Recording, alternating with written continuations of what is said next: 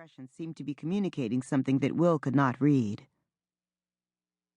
Deacon Conti, his father's right-hand man, and by all accounts, Will's right-hand man while his father was on break, stood.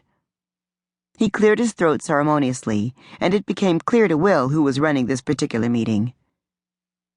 Will knew that Deacon Conti didn't mince words, so he knew he would not be left in the dark much longer about the details of this mystery meeting. In light of recent discoveries, it has been decided that Pastor Donovan should retire as both pastor and chancellor of the school at Grace Apostle, effective immediately. Deacon Conti's eyes were unapologetic.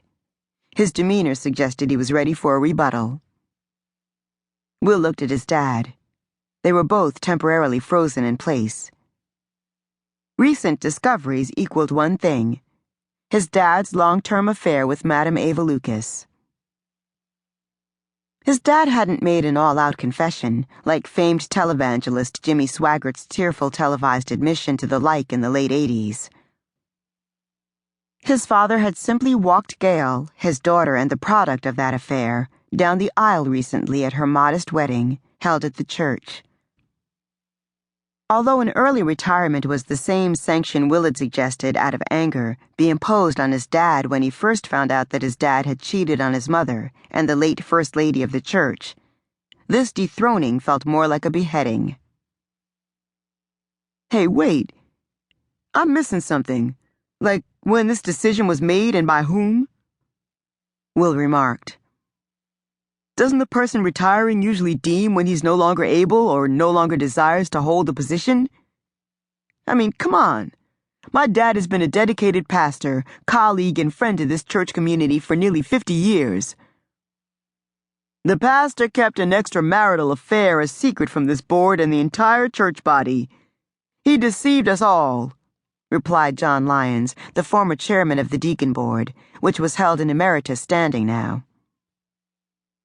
Will tempered his words for this patriarchal figure, whose history with the church dated back to his dad's early days as pastor.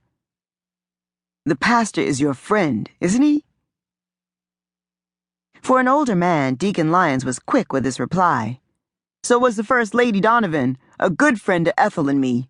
All the women of this church would see his infidelity, his secret, as an act of treason even after all this time. Will dug his heels into the floor where he sat. When his mom died, a little more than 15 years ago, he'd felt very much like the ground had given way from under him. He'd struggled for a long time to regain his sure footing. Finding out about his dad's affair had shaken his foundation again, and had left him with the same feeling of uncertainty and vulnerability. No one can claim ownership over this. The shock, the hurt, the grief.